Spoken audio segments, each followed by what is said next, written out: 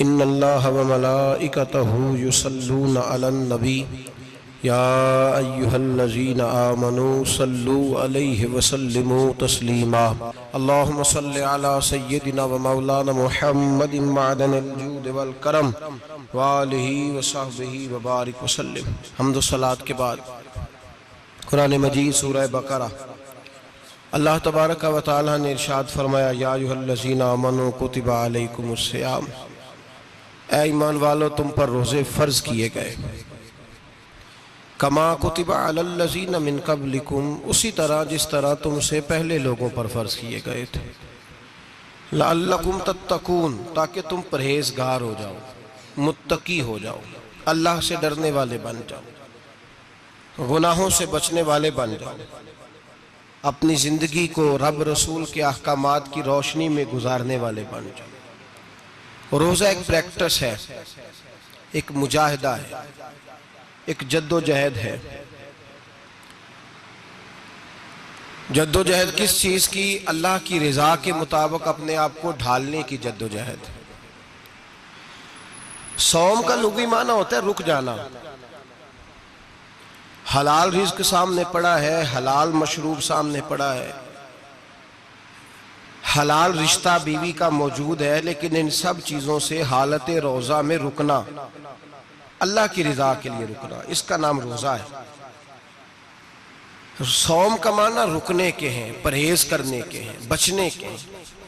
ہر چیز موجود ہے لیکن اللہ کا حکم نہیں ہے تو لہٰذا کھا نہیں سکتے۔ تو رب فرماتے جب جائز چیز ہے تو میری مرضی کے بغیر میرے حکم کے نہیں کھا سکتا، تو نے رکنا ہے تو حرام کیسے کھا لیتا ہے؟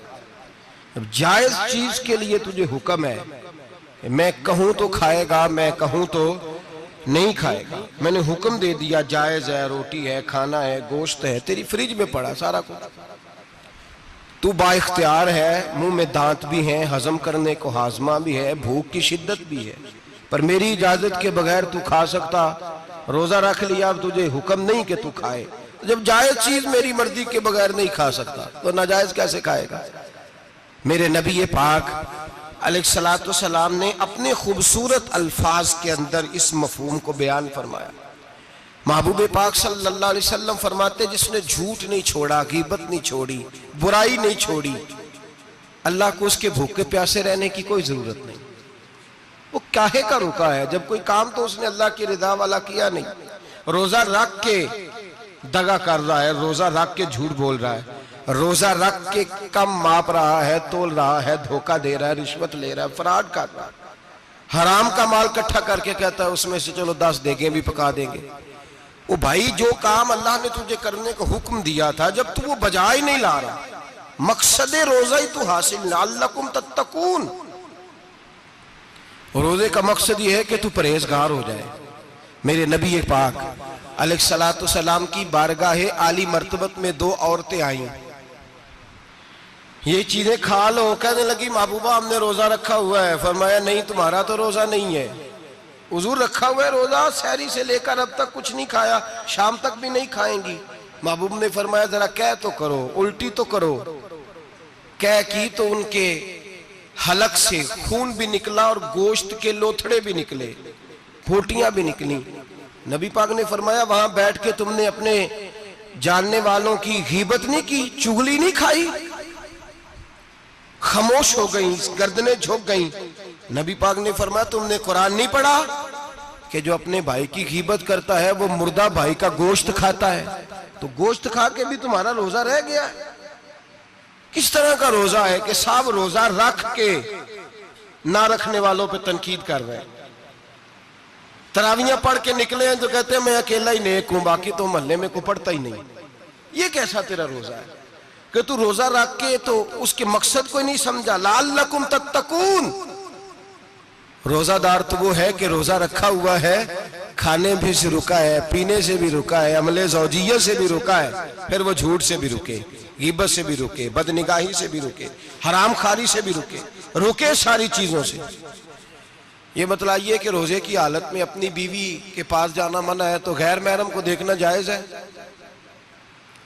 ہمارے ٹی وی پہ میں نے پہلے بھی کہا تھا کہ ہم ٹھیکیدار اور ذمہ دار نہیں ہیں مذہب کے، یہاں ہمارے آنے سے پہلے بھی کوئی بیٹھا تھا، ہم مریں گے تو یہاں ہم سے بڑے بڑے نیک لوگ بیٹھیں گے، کوئی بندہ ذمہ دار نہیں ہے. بڑے بڑے کج کلا صاحب جبہ و دستار، بڑے بڑے صاحب بصیرت، آئمہ، فقہاء، علماء، زعماء، نقباء، صوفیاء، اولیاء، غوث، کتب، ابدال، اوتاد، کتب الاقطاب، جانے کون کون آئے، علماء آئے، مفسرین آئے، محدثین آئے، گزر گئے. ہم تو خاک نشین لوگ ہیں، تھوڑا کام کرنے والے، تھوڑی صلاحیت رکھنے والے. لیکن بھائی اگر کرتے ہیں تو ایک کام کرتے ہیں، ساتھ دوسرا نہیں کرتے. یہ کس طرح کا دین سکھانے لوگ نکلے کہ شوال سے لے کر شعبان تک گانا سنایا جائے گا، شعبان سے لے کر شوال تک ناچ گانا کیا جائے گا، شوال سے لے کر شعبان تک دھما چوکڑی ہوگی، رمضان آئے گا تو حدیثیں سنائی جائیں گی، رمضان آئے گا تو لوگوں کو قرآن پڑھ کے سنایا جائے گا. یہ مذہب بانج نہیں ہے، ایک گویے مذہب سکھائیں گے، ایکٹر مذہب سکھائیں گے. یہ مذہب بانج نہیں ہے کہ ایک گلاس کے اندر پہلے شراب پی لو، پھر اسی گلاس میں رمضان آئے تو شہد بانٹنا شروع کر دو. یہ بانج نہیں، یہ میرے رسول اللہ کا مذہب ہے. اگر تمہیں شوق ہے دین سیکھنے سکھانے کا، یکم رمضان کو توبہ کرو اور کہو کہ ہم ٹی وی پہ بیٹھ کے حدیثیں سنائیں گے تو سارا سال سنائیں گے، اور جس زبان سے حدیث نکلے گی پھر اس سے کبھی گندا گانا نہیں نکلے گا، پھر کبھی ناچ گانا نہیں ہوگا. یہ کون سا مذہب ہے جو بیویاں سکھا رہی ہیں؟ یہ کون سا دین ہے جو عورتیں سکھا رہی ہیں؟ میرے رسول پاک صلی اللہ تعالی علیہ وآلہ وسلم کا وہ مذہب ہے کہ میرے اعلیٰ حضرت فاضل بریلوی رحمت اللہ علیہ نے فرمایا، مرد کے لیے جائز نہیں کہ وہ عورت کی زبان سے میلاد بھی سنے، نعت بھی سنے. مرد کے لیے جائز نہیں، مرد کو مرد سکھائے گا، عورت سکھائے گی تو عورتوں کو سکھائے گی. بے شک آپ سویرے فتویٰ دیجئے کہ چھوٹی سی مسجد میں بیٹھ کے، چھوٹے سے کونے میں بیٹھ کے چھوٹا سا مولوی، اور وہاں تو اتنے بڑے مفتی ٹی وی پہ بیٹھے ہوئے، وہ غلط ہے تو صحیح یہ کیسے ہو گئے؟ سنو، میرے نبی پاک علیہ السلام کے مذہب کا حسن یہ ہے کہ اسلام کہتا ہے ایک نظر بی بی کو دیکھا کسی نے غلطی سے تو معافی ہو جائے گی، دوسری نظر شہوت سے دیکھا تو حرام ہے اس کے لیے. وہ پاکستان کا مولوی ہو یا سعودی عرب کا شاہ ہو، کسی کے لیے عورتوں کے بیچ پھرنا اٹھنا بیٹھنا جائز ہے. میرے نبی پاک صلی اللہ تعالی علیہ وسلم نے فرمایا ہے میں عورتوں سے مصافحہ کرنے نہیں آیا. اور میرے نبی پاک صلی اللہ علیہ وسلم نے فرمایا ہے، حضور فرماتے لیکن نا کتا بالکل ناپاک نہیں ہوتا، کتے کا تھوک ناپاک ہوتا ہے، یا کتا گیلا ہو جائے تو ناپاک ہوتا ہے، لیکن خنزیر سارا ناپاک ہوتا ہے، کل ناپاک ہے خنزیر. نبی پاک نے فرمایا خنزیر بھی ہو اور گند میں لتھڑا ہوا بھی ہو، پیشاب میں لتھڑا ہوا ہو، گوبر میں لتھڑا ہوا ہو، پخانے اور فضلے میں لتھڑا ہوا خنزیر ہو، اس کا جسم تیرے ساتھ ٹکرا جائے تو اتنا برا نہیں جتنا غیر محرم عورت کا وجود تیرے ساتھ ٹکرا جائے تو برا ہے. اس حد تک میرے نبی پاک صلی اللہ علیہ وسلم اور گنبد کے معاملے میں فتویٰ دینے والے، یا رسول اللہ کہنے پر کفر کا فتویٰ دینے والے اور بڑی بڑی باتیں کرنے والے خاموش کیوں ہو گئے؟ یا ایھا الذین آمنوا لا تتخذوا اليہود والنصارى اولیاء. رب فرماتا ہے یہودیوں اور عیسائیوں کو دوست نہ بناؤ، یہ تمہارے دوست ہو سکتے، یہ تمہارے سجن ہو سکتے. جب عرش کا مالک کہہ رہا ہے سجن نہیں ہو سکتے تو دوستی کی بات کیسے بڑھا رہا ہے؟ یا رسول اللہ ہمارے سجن کون ہو سکتے ہیں؟ فرمایا تمہارا دوست وہ ہو سکتا ہے جو محمد عربی کا غلامی کرنے والا ہو، جو رسول اللہ کی نوکری کرنا ہو دوست ہوگا. دوسرا دوست ہو سکتا؟ کوئی ایکٹر مذہب نہیں سکھائے گا، کوئی گویہ مذہب نہیں سکھائے گا.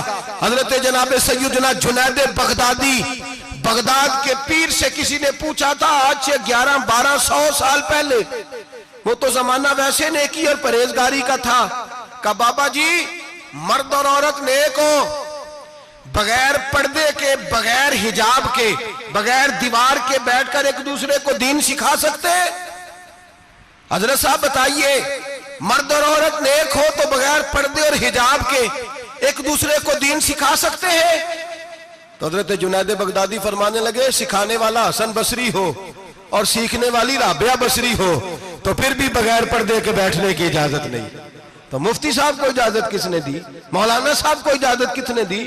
بڑا وہ نہیں ہوتا جو ٹی وی پہ زیادہ آتا ہے، بڑا وہ ہوتا ہے جو رسول اللہ کے دین پہ عمل زیادہ کرتا ہے۔ حضرت عبداللہ ابن مسعود رضی اللہ تعالیٰ عنہ فرماتے زیادہ باتیں کرنے والا عالم نہیں ہوتا۔ حضور پھر عالم کون ہوتا ہے؟ فرمایا پڑھو قرآن، انما یخشی اللہ من عبادہ العلماء۔ فرمایا بڑا عالم وہ ہوتا ہے جو اللہ سے زیادہ ڈرتا ہے، اس لیے کہ رب فرماتا ہے میرے بندوں میں سے جو عالم وہ ہیں جو اللہ سے زیادہ ڈرتے ہیں، خوف رکھتے ہیں۔ تو میرے بھائی رمضان المبارک میں بچنا ہے، پرہیز کا وقت ہے، تو کوئی شخص بھی کوئی شو نہ دیکھے، میری منت ہے آپ حضرات، کوئی شو نہ دیکھے۔ عورت کا تو پردہ ہے، تو ہمیں تو تماشے پہ لگا دیا گیا، عجیب قسم کے ایکٹر آ گئے اور مذہب سکھا رہے ہیں۔ میری اپیل ہے آپ سے کہ سحری افطاری کے وقت ٹیلی ویژن بند رکھیں۔ کیا چیز کھول کے رکھیں؟ یا قرآن کھول کے رکھیں یا رسول اللہ کا فرمان کھول کے رکھیں۔ اللہ رسول کی طرف توجہ رکھیں، وہ سیکھنے سکھانے کا وقت ہے۔ چھوڑیں گویوں سے دین سیکھا جائے گا، ہمیں کوئی شکوہ نہیں، یہ پکی توبہ کریں، سویرے آئیں آ کے دین سکھائیں۔ اور میں ان سے بھی اپیل کروں گا کہ آؤ دین سکھاؤ۔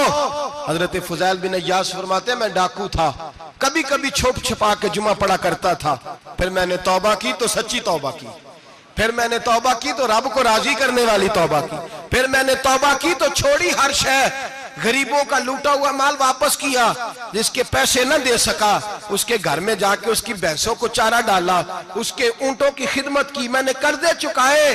فرمایا میں سچی توبہ کر کے مسجد آیا، جس خطیب کے پیچھے میں جمعہ پڑھا کرتا تھا وہ میرے ہاتھ پہ بیعت کر کے مرید ہو گیا۔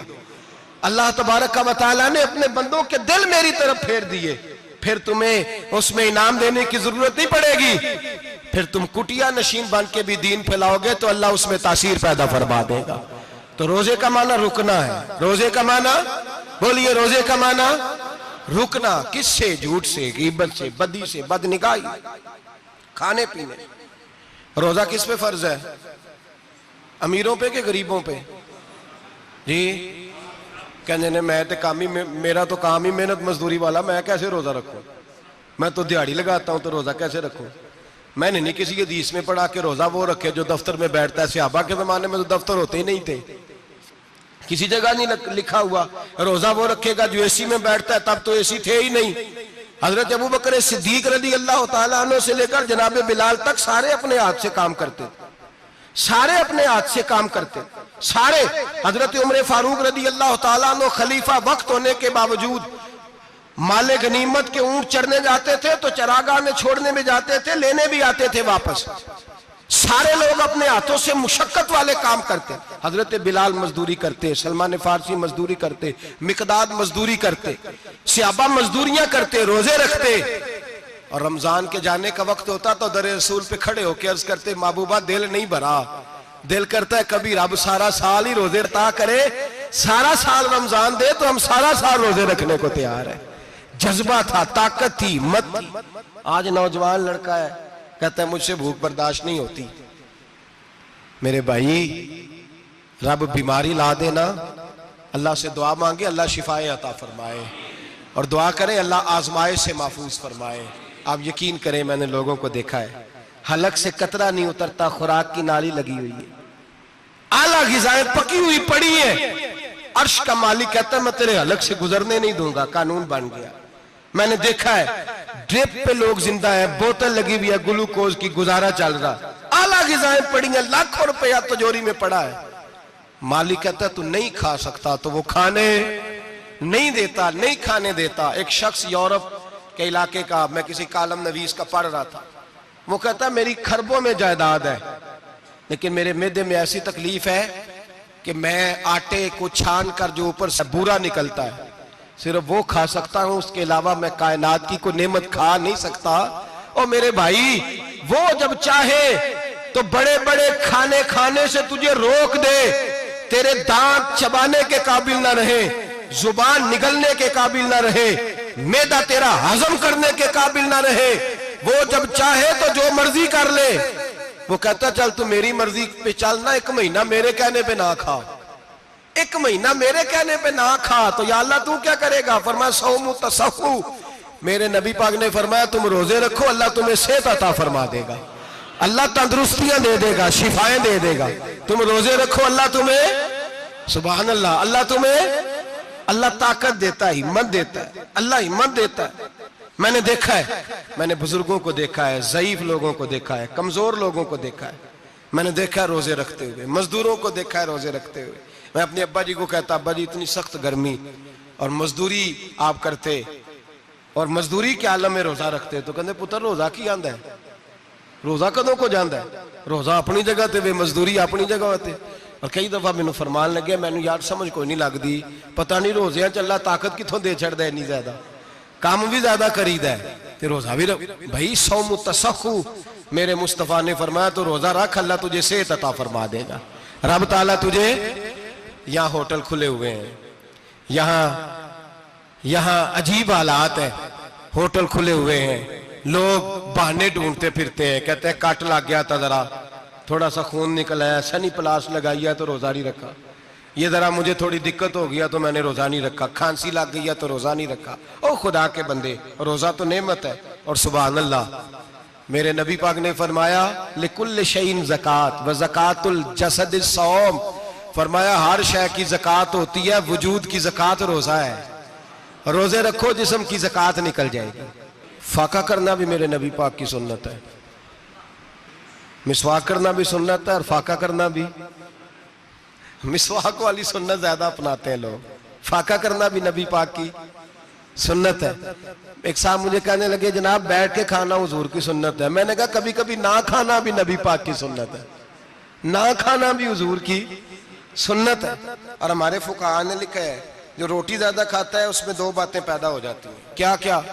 ایک بولتا زیادہ ہے، دوسرا سوتا زیادہ ہے، غافل ہو جاتا ہے۔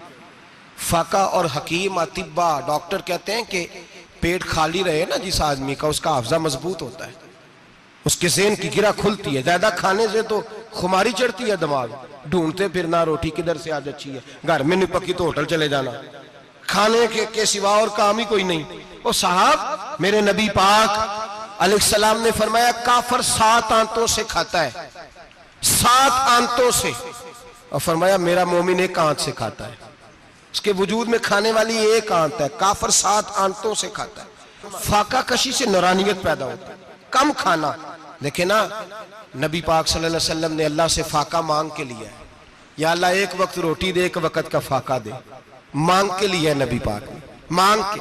حضرت ابو ہریرہ رضی اللہ تعالیٰ عنہ فرماتے ہیں بھوک زیادہ لگتی تھی نا جب مجھے، تو میں حضرت عمر سے، ابو بکر سے، عثمان، مولا علی سے کوئی مسئلہ پوچھ لیتا تھا، اور جب میں مسئلہ پوچھتا تھا تو وہ مجھے روٹی کھلا دیتے تھے، جب میں ان سے مسئلہ پوچھتا تو وہ مجھے، حضرت ابو ہریرہ فرماتے ہیں مجھے بھوک لگی، میں حضرت عمر کے پاس گیا، ان سے مسئلہ پوچھا، ان کا رواج تھا جب میں مسئلہ پوچھتا تو پہلے روٹی کھلاتے۔ ہمارے بزرگ یہ فرماتے ہیں کہ کھانے کھلا کے دین پڑھاؤ، صرف تمہارا کتب خانہ نہیں کھلا ہونا چاہیے، تمہارا دسترخوان بھی کھلا ہونا چاہیے۔ کسی نے نبی پاک صلی اللہ علیہ وسلم سے پوچھا تھا بہترین مسلمان کون ہے؟ حضور نے فرمایا جو سلام لینے میں پہل کرے اور روٹی زیادہ کھلائے، جو روٹی ہر وقت فکر کرے آ یار تو روٹی کھا لے، روٹی کھانے کی طرف توجہ دلائے۔ کھلانا سنت ہے، زیادہ کھانا اس میں بھی فرق رکھیں۔ تو نبی پاک صلی اللہ علیہ وسلم کے صحابی حضرت ابو ہریرہ رضی اللہ تعالیٰ عنہ فرماتے ہیں میں نے حضرت عمر سے مسئلہ پوچھا، میں نے کہا حضور مسئلہ بتائیں، تو کہتے پہلے ان کی عادت تھی جب میں مسئلہ پوچھتا تو روٹی بھی کھلاتے، آج انہوں نے مسئلہ ہی بتایا ہے، روٹی کوئی نہیں کھلائی۔ تو مجھے کہنے لگے ابو ہریرہ تو سوچتا ہوگا روٹی نہیں اس نے پوچھی، تو نے کب سے کھانا نہیں کھایا؟ میں نے کہا آج صبح سے۔ تو جناب عمر کہنے لگے میں نے کل صبح سے نہیں کھایا۔ چل ابو بکر صدیق کے گھر مسئلہ پوچھتے ہیں، کہتے ہیں جناب صدیق اکبر کے دروازے پہ گئے، جا کر کے ان سے مسئلہ پوچھا۔ ان کی بھی عادت تھی جب کوئی مسئلہ پوچھنے جاتے تو دسترخوان بچھا لیتے، کہتے آؤ روٹی بھی کھلاتا ہوں مسئلے بھی بتاتا ہوں۔ کہتے ہیں گئے تو انہوں نے بھی مسئلہ بتایا، روٹی کوئی نہ پوچھی۔ تو کہنے لگے عمر ابو ہریرہ تم لوگوں نے کل پرسوں سے نہیں نہ کھایا ہوگا، اور ابو بکر کو 4 دن گزر گئے ہیں، تھوڑا سا دودھ ملا ہے یا کھجور ملی ہے، روٹی کوئی نہیں ملی، چلو در رسول پہ چلتے ہیں، آؤ حضور کی بارگاہ۔ کہتے ہیں نبی پاک کی بارگاہ میں آئے، حضور نے چہرے دیکھے، کریم سے مسئلہ نہیں پوچھنا پڑا، میرے مصطفیٰ کریم نے فرمایا بھوک لگی ہوئی ہے تم تینوں کو؟ 3-4 دن ہو گئے؟ اللہ کے رسول نے فرمایا مجھے پورا ہفتہ ہو گیا ہے۔ سبب کچھ اور ہے جس کو تو خود سمجھتا ہے، زوال بندہ مومن کا بے زری سے نہیں بھوک نقصان کا وجہ نہیں بنی، وجہ کوئی اور بنی ہے۔ رشوتیں جو بازار گرم ہوئے ہیں لوٹ مار کے، یہ روٹی کے لیے نہیں، یہ زیادہ کھانے کے لیے، یہ بینک بیلنس کے لیے گرم ہے۔ یہ لوٹ مار کا مقصد کوٹھیاں بنانا ہے، روٹی کا تو رب کریم کا وعدہ ہے۔ جو روز روتا ہے شام کو کہ میرا کاروبار کوئی نہیں، اصل میں کہتا ہے بنگلہ کوئی نہیں، اصل میں کہتا ہے کار کوئی نہیں، پجارو کوئی نہیں، روٹی تو اللہ عطا فرماتا ہے، اس کا وعدہ ہے۔ فرمایا حضور نے 3 دن بیت گئے، چلو میرا بے تکلف صحابی ہے ابو الحسن انصاری، وہ بڑے نصیب والے ہوتے ہیں جن کو میرے نبی پاک خود کہتے تھے کہ تیری فلانی ذمہ داری ہے۔ اس زمانے کا تو کسی کو کہہ دیا جائے تیری ذمہ داری ہے تو کہتا ہے یہ تو پھٹیکے ڈالنے لگ گیا ہے، یہاں سے تو چھٹی کر جانی چاہیے۔ خوش ہوتے تھے صحابہ کہ ہماری ذمہ داری لگی۔ کہتے ہیں حضرت ابو الحسن انصاری کے گھر گئے، نبی پاک نے فرمایا بھوک بڑی لگی ہے، کھانا لا۔ کہتے ہیں حضور نے اسے کہا تو اس آدمی کو تو وجد ہی ہو گیا، اس نے کہا میرے اتنے نصیب کہ حضور کا یہ کھانا کھلا۔ آؤ دیکھو دنیا والوں، آج جو سب سے زیادہ عزت والا ہے وہ میرا مہمان بنا ہوا ہے۔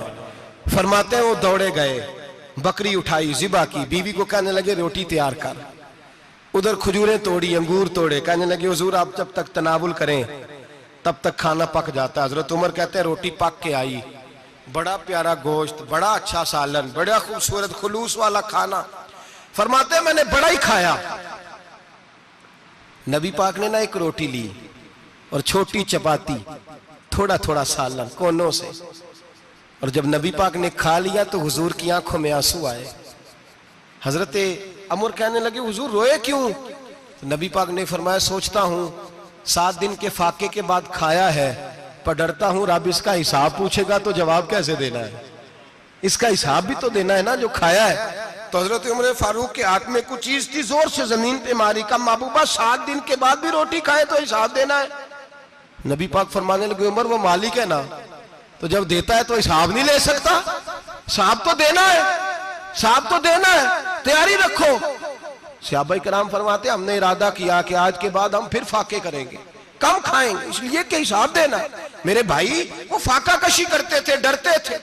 یہاں تو لوگ کھا کے بیمار ہیں، کھاتے جا رہے ہیں، سوتے جا رہے ہیں، کھاتے جا رہے ہیں، سوتے جا رہے ہیں۔ یہ بھی وقت آئے گا رمضان شریف کا، سویرے درس پہ آؤ کہتے نیند بڑی آتی ہے، سویرے 2 سپارے پڑھ کے سویا کرو کہتے صاحب نیند بڑی آتی ہے، فجر کے بعد ہی تو وقت ہوتا ہے اللہ اللہ کرنے کا، سحری کا، کھاتے جا رہے ہیں، سوتے۔ لوگ جماعت سے نماز نہیں پڑھتے سو جاتے، جماعت کا ثواب چھوڑ کے سو جائیں گے۔ بھائی رمضان مبارک میں فاقہ کشی کی ٹریننگ ہوتی ہے، فاقہ کشی کی تربیت لے، رمضان میں روکے اپنے آپ کو، تربیت ہوگی۔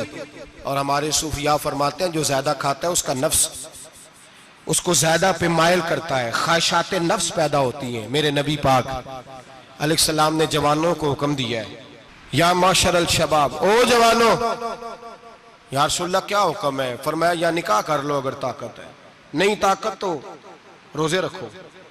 حضور روزے سے کیا ہوگا؟ فرمایا تمہارا نفس کچلا جائے گا، شیطان وسوسہ اندوزی نہیں کرے گا۔ آج نوجوان بڑھ بڑھ کے کھاتا ہے، بہت زیادہ کھاتا ہے، کبھی اس ہوٹل سے کھاتا ہے، کبھی اس ہوٹل سے کھاتا ہے۔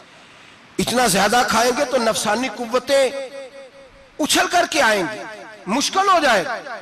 شادیاں دیر سے ہوتی ہیں، ماں باپ آنکھیں بند کر کے بیٹھے ہوئے ہیں۔ اگر ماں باپ کی ذمہ داری ہو اور ماں باپ نکاح نہ کرے تو نبی پاک نے فرمایا بچے گناہ کریں گے تو جتنا گناہ بچے کو اتنا باپ کو بھی ہوگا۔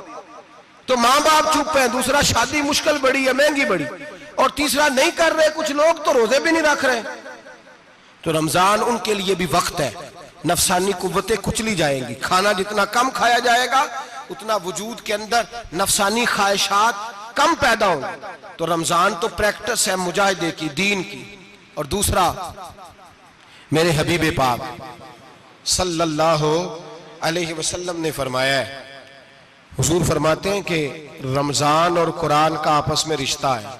قرآن پاک کتنا پڑھنا چاہیے روزانہ؟ زیادہ سے اللہ جزا دے، امید ہے آپ زیادہ سے زیادہ ہی پڑھتے ہوں گے۔ بھائی سنیں، حدیث مبارکہ میں نبی پاک نے فرمایا رمضان اور قرآن دونوں مل کے نا، بڑی پیاری حدیث ہے، فرمایا دونوں مل کے اللہ کی بارگاہ میں میری امت کی سفارش کریں گے، رمضان اور اللہ اکبر۔ کس طرح؟ نبی پاک فرماتے ہیں رمضان کہے گا اے اللہ دن کے وقت میں نے اسے تیری رضا کے لیے کھانے پینے سے باز رکھا، اور قرآن کہے گا یا اللہ رات کو تیری رضا کے لیے کھڑا ہو کے یہ قرآن سنتا تھا۔ رمضان اور قرآن دونوں سفارش کریں گے۔ ہم نا بڑا کچھ پڑھتے ہیں، سنتے ہیں، سیکھتے ہیں، اب یقین کریں یہ کھاتے بھائی کا بھائی سے اختلاف ہو جائے نا تو وہ 30 سال پرانے کھاتے کھول کے لے آتا ہے، ساری رات ڈھونڈتا ہے کہ میرے پیسے کہاں سے نکلتے ہیں، پڑھ لیتا ہے۔ قرآن پاک کی باری آتی ہے تو نہیں پڑھتے قرآن پاک۔ ابا جی کا ختم ہوتا ہے تو مانگتے پھرتے ہیں، کہتے ہیں 2 قرآن پاک 10 قرآن پاک۔ یہ باتیں بتانی نہیں چاہیے، کرنی نہیں چاہیے، لیکن چونکہ تربیت کے لیے بیٹھا ہوں تو کر دیتا ہوں۔ میرے شاگردوں سے پوچھیں، یہاں مدرسہ ہے الحمدللہ، درجنوں طلباء ہیں، اساتذہ ہیں، میرے پیر بھائی ہیں، اور میرا یہ دعویٰ ہے کہ شاید کوئی کسی سے اتنا پیار کرتا ہو جتنے میرے شاگرد اور مرید مجھ سے کرتے ہیں، لیکن میں نے کبھی کسی سے نہیں کہا کہ ذرا سورت فاتحہ پڑھ کے دینا، میں نے اپنے ابا جی کو ثواب دینا ہے۔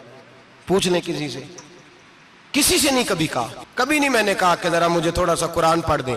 میں اس کو ناجائز نہیں کہتا، پڑھوانا چاہیے، لیکن میں اپنے والدین کے لیے کبھی سوال نہیں کرتا کہ مجھے ذرا پڑھ کے دو، میں نے بخشنا ہے، اس لیے کہ میں نے ذاتی طور پہ روٹین بنائی ہے۔ میں سمجھتا ہوں کہ کائنات کے اندر میرے اوپر جن لوگوں نے احسان کیے ان میں سب سے زیادہ حصہ میرے ماں باپ کا ہے۔ میں سمجھتا ہوں اس بات، کتنا نالائق ہوں میں کہ میں 1 مہینے میں 1 قرآن پاک بھی پڑھ کے ان کی روح کو احسان نہیں کر سکتا۔ میرا یہ طریقہ ہے ذاتی، میں قدغن نہیں لگاتا، میرا ذاتی طریقہ یہ، الحمد سے شروع کرو اور 2 سورتیں چھوڑ کے قرآن پاک ختم کر دو آخری، اور پھر فلق اور ناس صورتیں ساتھ لے جاؤ۔ یہاں بیٹھ کے سالے ثواب نہیں کرنا، ختم نہیں دلانا، ساتھ لے جاؤ، قبر پہ کھڑے ہو جاؤ اور فلق اور ناس صورتیں قبر پہ بیٹھ کے تلاوت کرو، اور جو قرآن مجید پڑھا ہے ان کی روح کو وہاں احسال کرو۔ او بھائی، اولاد جب ماں باپ کے لیے پڑھتی ہے تو اسے کہنا نہیں پڑتا اللہ بخش دے، اس لیے کہ اولاد کی نیکیاں خود بخود ماں باپ کے کھاتے میں جمع ہوتی ہیں، خود نیکیاں جمع ہوتی ہیں۔ میرے بھائی، تو بچوں سے یہ تو مطالبہ کرتا ہے کہ بیٹا اس سال رمضان المبارک میں میرے لیے ستو ضرور بنانا، فلانی چٹنی ضرور تیار کرنا، یہ کیوں نہیں کہتا بیوی سے کہ ڈشیں کم بنانا، تو بھی بیٹھ کے قرآن پاک پڑھ، میں بھی قرآن پاک پڑھتا ہوں۔ ادھر آؤ بیٹا، یہاں بیٹھ کے تلاوت کرو، میں بھی کرتا ہوں۔ بیٹی ادھر آؤ بیٹھ کے قرآن پاک پڑھو۔ کتنا وقت لگتا ہے؟ حافظ اور قاری اور علماء اگر پڑھے تو 20-25 منٹ لگتے ہیں قرآن پاک کا سپارہ پڑھنے، اور اٹک اٹک کے پڑھنے والا بھی پڑھے تو 1 گھنٹہ لگ جائے گا۔ اور میرے نبی پاک صلی اللہ علیہ وسلم نے فرمایا جو قرآن پڑھتے ہوئے اٹکتا ہے اللہ اسے ڈبل ثواب عطا فرماتا ہے۔ فرمایا جو زبانی پڑھے سنگل ثواب، جو دیکھ کے پڑھے اسے ڈبل ثواب۔ حضور کیوں؟ فرمایا اس لیے کہ میرا قرآن دیکھنے پہ بھی اللہ ثواب عطا فرماتا ہے، قرآن دیکھنے پہ بھی اللہ ثواب دیتا ہے، دیکھنے کا بھی ثواب۔ رمضان شریف میں قرآن پاک پڑھے، کھول کے پڑھے۔ اور میرے بھائی، اگر تیرا بچہ پڑھے، اگر تیری بیٹی پڑھے، کائنات کا خوش نصیب باپ وہ ہے کہ بیٹا قرآن پڑھے، چاہے ناظرہ ہی پڑھے، جس کی بیٹی پڑھے۔ زندگی میں انہیں اس کام پہ لگا جاؤ، مرنے کے بعد بھی پڑھیں گے۔ امام جلال الدین سیوطی شافعی رحمت اللہ علیہ فرماتے حضرت عیسیٰ قبر کے پاس سے گزرے، قبر پہ عذاب ہو رہا تھا، اللہ کا غضب برس رہا تھا، جناب عیسیٰ استغفار پڑھتے ڈرتے گزر گئے۔ تھوڑی دیر کے بعد، چند گھنٹوں کے بعد گزرے تو اسی قبر پہ پھول کھلے ہوئے تھے، رحمت برس رہی تھی۔ حضرت عیسیٰ علیہ السلام عرض کرنے لگے مولا تو بے نیاز ہے، میری طاقت نہیں تیرے کاموں میں بولنے کی، پر ابھی تو یہاں عذاب ہو رہا تھا، ابھی رحمت برس رہی ہے۔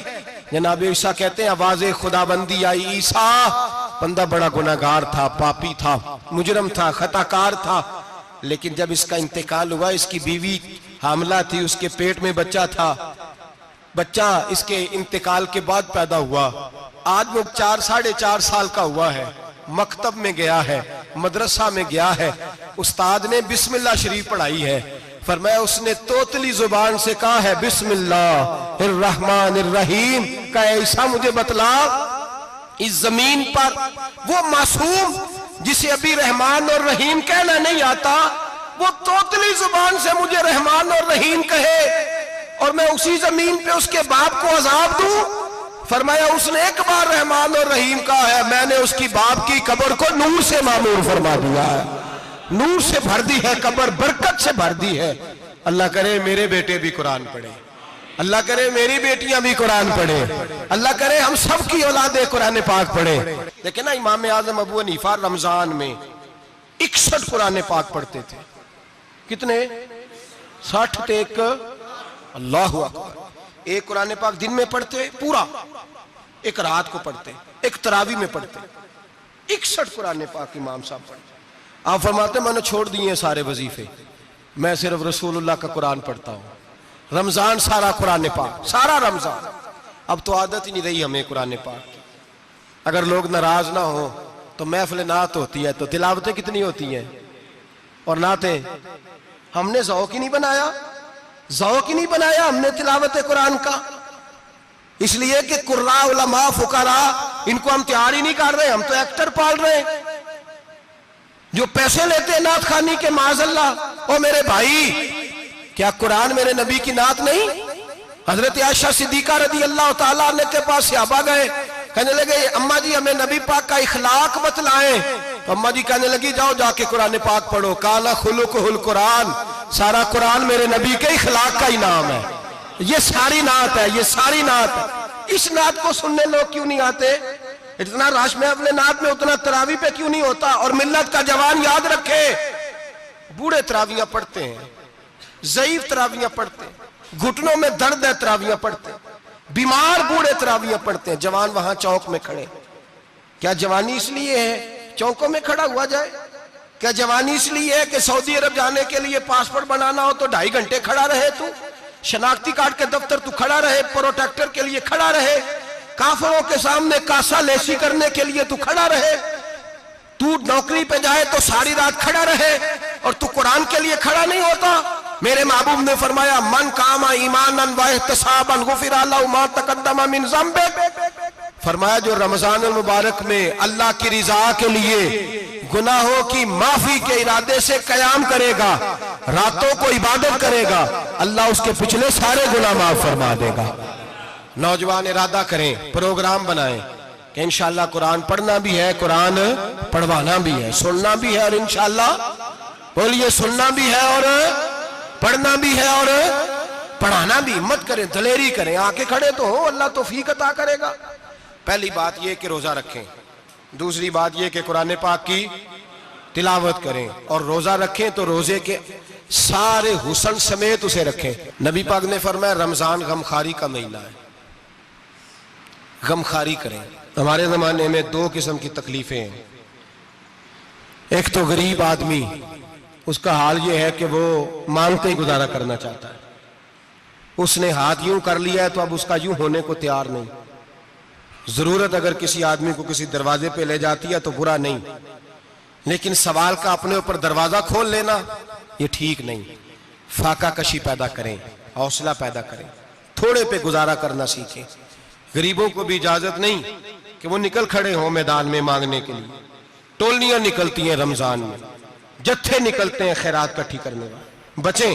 میرے نبی پاک صلی اللہ علیہ وسلم نے فرمایا جس نے بغیر ضرورت کے سوال کیا, جب قیامت کے دن آئے گا تو اس کے چہرے کے اوپر گوشت نہیں ہوگا, صرف ڈھانچہ ہی ہوگا. اتنی بھیانک صورت میں آئے, بغیر اشد ضرورت کے سوال نہ کر, کبھی سوال نہ کر. اور امیروں سے گزارش ہے کہ رمضان ہمدردی کا مہینہ ہے, ہمدردی کریں تو سامنے والے کی عزت کا بھی خیال کریں. یہ بات درست ہے کہ غریب سیاڑا نہیں ہوتا, اس لیے کہ جس کی جیب میں پیسے نہیں ہوتے بھائی اسے عقل بھی نہیں ہوتی. جس کے گھر کار نہیں ہوتی اسے چلانے کا طریقہ, جس کے گھر اوون نہیں ہوتا اسے چلانے کا طریقہ بھی نہیں آتا. جس کے گھر میں چیزیں ہوتی ہیں اسے چلانا بھی آ جاتا ہے. جدے گھر دانے اودے کملے بھی اس کے سیانے ہو جاتے ہیں. تو چودھری صاحب, سیٹھ صاحب, نواب صاحب آٹا تقسیم کرتے ہیں, کھڑے ہو کے فوٹو کھچاتے ہیں, فیس بک پہ دیتے ہیں, اور ایک آٹے کا تھیلا اور 10 اخباروں میں فوٹو. اللہ سے ڈریں, رمضان ہمدردی کا مہینہ, ہمدردی کا. غریب کو دیں تو اس کی عزت کو رسوا نہ کریں. میرے نبی پاک علیہ السلام کے صحابی حضرت عبداللہ ابن عمر رضی اللہ تعالیٰ عنہ ڈھونڈ کے لاتے تھے مسکینوں کو, ڈھونڈ کے, اور جب لاتے تھے تو اپنے دسترخوان پر بٹھا کر اپنے ساتھ افطاری کرایا کرتے. اور پھر فرمایا اللہ تعالیٰ نے لن تنالوا البر حتی تنفقوا مما تحبون, اللہ کے راستے میں وہ چیز دینی ہے جو تمہیں زیادہ پیاری ہو. کون سی چیز جو تمہیں, میں تھوڑا سا بے باک ہوں, بعض دوستوں کے ساتھ, سب کے ساتھ نہیں. ایک دوست مدرسے میں گھی دینے آئے ایک دفعہ, تو وہ والا گھی دے گئے جو سب سے سستا تھا. تو میں نے کہا آپ مجھے دیانتداری سے بچائے، آپ یہی کھاتے ہیں گھر میں؟ کہنے لگے نہیں۔ تو میں نے کہا پھر ہم نے بچے مارنے کے لیے تو نہیں نہ رکھے ہوئے، کیا وہ والا کی اللہ کے راستے میں پیاری چیز دے رہی ہے نا، اس لیے گلے گلے نوٹ لوگ مسجد کے گلے میں ڈال جاتے ہیں، پھٹے ہوئے ڈال جاتے ہیں، کہتے ہیں جوڑ لیں گے مولوی صاحب۔ اور خدا کے بندے پیاری چیز دینی تھی تو نے، اور تو نے اس کا ترجمہ الٹ کر لیا ہے۔ سمجھ لیں رمضان المبارک میں کسی غریب کی مدد کرنی ہے تو ساتھ اس کی عزت بھی کرنی ہے۔ نبی پاک علیہ السلام کے دروازے پر جب یہ جملہ ایک ہے لیکن بڑا قیمتی ہے، صحابہ کہتے ہیں جب ہم دروازہ رسول پہ جاتے تھے خیرات بھی ملتی تھی اور عزت بھی ملتی تھی، خود بھیک دیں خود ہی کہیں منگتے کا بھلا ہو، خیرات بھی ملتی تھی اور عزت بھی ملتی تھی۔ نبی پاک ساتھ عزت بھی دیتے تھے، مسکین کو غریب کو دیں اور خیر خائی کریں، جوتے بیچنے والے جوتوں کے ریٹ سستے کریں، کپڑا بیچنے والے کپڑے کا ریٹ، درزی صاحب بھی ریٹ سستا کریں، دکاندار بھی چیزوں کا ریٹ، حکیم صاحب پیسے کم لیں، ڈاکٹر پیسے کم کریں، حکومت نرخوں میں کمی کرے، اور یہ کام اجتماعی طور پہ کریں۔ میرے نبی پاک نے فرمایا رمضان غمخواری کا مہینہ ہے، اس میں غمخواری کرنی ہے، دوسرے کا خیال کریں، اظہار کریں، قربانی کریں۔ یہاں ہر چیز کا ریٹ بڑھ جاتا ہے رمضان شریف میں، ہر آدمی کہتا ہے میرا سیزن آ گیا ہے، توجہ بڑھائیں، خیال کریں، غمخواری کا مہینہ ہے۔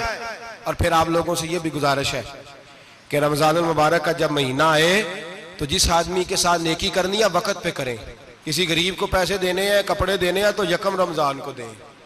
میں اکثر دوستوں سے پوچھتا ہوں، میں کہتا ہوں قاری صاحب نو جوڑا کدو دیندے ہو؟ کہندے 27ویں والے دن۔ میں کہا مینوں لگ گئی سمجھ، تہاڈی سازش ہے کہ جڑے سواں کے پا نہ لوے، ایویں مولوی چودھری صاحب دے نال دے کپڑے پا لے تے کتے لکھیا ہے اینوں دینا ہے 27ویں؟ تسی دسو 27ویں والے دن کو درزی سی کے دیندا ہے، انہوں 3 گنا بھی پیسے دئیے تو کہندہ ہے جڑے باقی نے انہاں دے نہیں بٹن پہ لگ دے میرے کو، کتھوں جوڑا سی کے؟ تو کس دن دیتے ہو قاری صاحب کو؟ کیا مقصد ہے؟ پہننے کے لیے دے رہے ہو یا اس لیے دے رہے ہو کہ نہ پہن سکے؟ تو بھائی آپ جب کسی کو کچھ چیز دیں گے تو کب دیں گے؟ جب وہ استعمال کر سکے۔ غریب کو لوگ فطرانہ دینے جاتے ہیں عید سے 1 دن پہلے، تو کیا کرے گا اس کا؟ وہ نہ تو کپڑے خرید سکا نہ روٹی لا سکا، بلکہ میرے حضرت صاحب فرماتے ہیں رمضان سے پہلے دے دو، رمضان کی نیت کر کے رمضان سے 1-2 دن پہلے دے دو، اللہ رمضان جتنا ثواب ہی عطا فرمائے گا۔ رمضان سے پہلے دو جس کو کچھ ہے دن، قبل از وقت تیاری کرو۔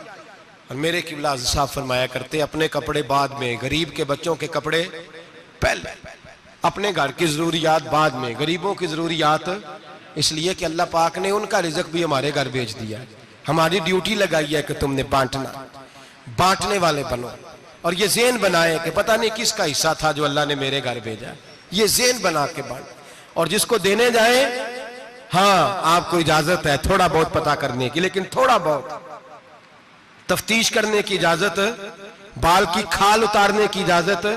میں نے دیکھا ہے لوگ غریبوں کا انٹرویو لیتے ہیں، تیرا تو فلانا کمانے والا نہیں، تیرا تو فلاں بچہ، او بھائی بہت سارے غریب ایسے ہیں، بڑے ہیں جو کمانے کی کوشش کرتے ہیں لیکن ان کا سبب نہیں بنتا۔ ہاں ہے ایسے لوگ جو سعودی عرب چلے گئے ہیں، کہتے ہیں تیرا تو فلاں باہر نہیں گیا، گیا ہے، لیکن سارے سعودی عرب جانے والے بھی مال کمانے کی طاقت نہیں رکھتے، کئی وہاں بھی بیٹھ کے بیچارے قرضوں میں الجھے ہوئے ہیں، وہاں والوں کے ظلم کا شکار ہیں، بہت ساری آزمائشوں میں تو تفتیش کرتا ہے۔ میرے امام شافعی کا ایک جملہ اگر آپ کو یاد رہ گیا تو بات بن جائے گی، امام شافعی رحمت اللہ، بلکہ حضرت غوث اعظم جیلانی کے پاس وہ بات آپ کو زیادہ فائدہ دے گی۔ حضرت غوث اعظم جیلانی کو ان کا ایک مرید سمجھانے لگ گیا، کہنے لگا حضرت جی آپ سب کو دیتے رہتے ہیں، ہر بندہ مستحق نہیں ہوتا، ذرا ٹٹول کے دیا کریں۔ تو غوث اعظم جیلانی فرمانے لگے بھائی مجھے تو لگتا ہے تو بھی ان چیزوں کا مستحق نہیں تھا جو اللہ نے تجھے عطا کر دی ہے، پہلے تو بتا تو مستحق تھا، تجھے اپنی حیثیت اوقات کا پتہ ہے جو اللہ نے تجھے دے دی ہے، طاقت تھی، کوالٹی تھی، تیرے اندر وہ صلاحیت تھی، رب نے تو نہیں تیری تفتیش کی کہ تو قابل ہے کہ نہیں، تو اللہ کے بندوں کی تفتیش کرتا پڑتا ہے۔ امام شافعی فرمایا کرتے، امام شافعی فرماتے رب تجھے پرکھ کے نہیں دیتا، ٹٹول کے نہیں دیتا، رسوا کر کے نہیں دیتا، تو غریبوں کے ساتھ یہ سارا ظلم کیوں کرتا ہے؟ بس پتہ چل گیا وہ ضرورت مند ہے تو دے، اس لیے کہ اجر تجھے غریب نے نہیں دینا، اجر اللہ نے دینا ہے، اور اللہ اجر عمل پہ نہیں دیتا، اللہ تو نیت پہ اجر عطا فرماتا ہے۔ تو نیت دیکھ تیری کس طرح کی، تو میرے بھائی غریب کو دیں قبل از وقت دیں، رمضان مبارک میں چوتھا کام، بات آخری اور چوتھا کام سنیں، رمضان میں دین سیکھیں۔ شیطان قید ہوتا ہے زیادہ سے زیادہ، اور جب آدمیوں کا پیٹ خالی ہوتا ہے نا تو ذہن جو ہوتا ہے نا وہ بھی اس کا فریش ہوتا ہے، اس میں کوشش کریں دین سیکھنے کی۔ میرے نبی کریم صلی اللہ علیہ وسلم نے اس دین کو علم کا دین قرار دیا ہے، شعور کا دین قرار دیا ہے، فہم کا دین قرار دیا ہے۔ نبی پاک صلی اللہ علیہ وسلم نے فرمایا ایک عبادت کرنے والا عشاء کے بعد کھڑا ہو اور فجر تک نماز پڑھتا رہے، ایک عالم دین عشاء پڑھ کے سو جائے اٹھ کے فجر پڑھ لے تو وہ 70 عبادت کرنے والوں کا درجہ زیادہ نہیں، عالم کا درجہ پھر بھی زیادہ ہے، اس عالم دین کا درجہ زیادہ ہے، اس لیے کہ وہ لوگوں کو آگاہی دیتا ہے، شعور بخشتا ہے۔ یہ دین جو ہے یہ، اور نبی پاک صلی اللہ علیہ وسلم نے فرمایا عبادت کرنے والے پر عالم کا درجہ اتنا ہی زیادہ ہے جتنا میرا درجہ اپنے غلاموں پر زیادہ ہے۔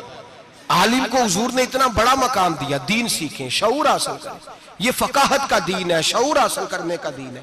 اور نبی پاک صلی اللہ علیہ وسلم نے فرمایا دین کی ایک بات سیکھ لینا 1000 نفل پڑھنے سے زیادہ درجہ رکھتی ہے، دین کی ایک بات سیکھ لینا 1000 جنازے میں شرکت سے زیادہ درجہ رکھتی، دین کی ایک بات سیکھ لینا، میرے نبی پاک صلی اللہ تعالیٰ علیہ وسلم ارشاد فرماتے 1000 مریض کی عیادت کرنے سے زیادہ درجہ رکھتی۔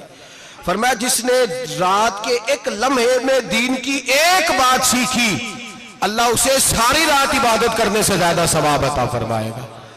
میرے ارشاد فرمایا کرتے جب سیکھنے والے کو یہ ثواب ملے گا تو بتائیے سکھانے والے کو کتنا ثواب ملے، اسے اللہ کتنا درجہ۔ رمضان آ رہا ہے، شیطان قید ہے، دین پھیلانے کی کوشش کریں، جد و جہد کریں۔ بڑی نیند آتی ہے فجر پڑھ کے، لیکن اگر کسی کا ارادہ بن جائے کہ دین سیکھنا بھی ہے اور دین بچوں کو، تو پھر کوئی نیند غلبہ۔ ایک مثال ایک عالم نے سمجھائی، کوئی بزرگ تھے درویش عالم، ان کے پاس ایک عورت آئی، کہنے لگی میں بچوں کو سویرے بڑا جگاتی ہوں، بچے جاگتے نہیں نماز کے لیے۔ بڑا عجیب جواب دیا بزرگوں نے، درویش نے، عالم نے، کہنے لگے بی بی کیوں نہیں جاگتے، جگایا کر، بیدار کیا کر، اٹھایا کر۔ کہنے لگی بڑی جدوجہد کرتی ہوں، اٹھتے نہیں، بیدار نہیں ہوتے۔ اللہ والے تھے نا۔ کہنے لگے یہ بتا اگر اس کمرے میں آگ لگ جائے تو پھر بچوں کو کیسے بیدار کرے گی، آگ سے بچانے کے لیے کیا کرے گی؟ پھر تو بالوں سے پکڑ بھی گھسیٹنا پڑا تو گھسیٹ کے کمرے سے لاؤں گی، پھر تو چوٹیں لگتی ہیں تو لگ جائیں، پھر میں پرواہ نہیں کروں گی۔ آپ فرمانے لگے یوں سمجھ لے جہنم کی آگ جل رہی ہے، اگر تیرے بچے نے نماز نہ پڑھی تو آگ لگ جائے گی، اگر اس نے عبادت نہ کی تو اسے آگ، اب جیسے بھی تجھے اٹھانا پڑتا ہے اٹھا گھسیٹ کے باہر لا، لیکن اس کی نماز قضا۔ نیند بڑی آ رہی ہے سویرے، لیکن اگر دین نہ سیکھا تو مشکل ہو جائے۔ جیسے بھی اپنے آپ کو جگانا چاہیے، ہمت کرنی چاہیے، دلیری کرنی چاہیے۔ ہمیشہ مدحت خیر الانام میں گزرے، دعا ہے یہ عمر درود و سلام میں گزرے۔ آخر دعوانا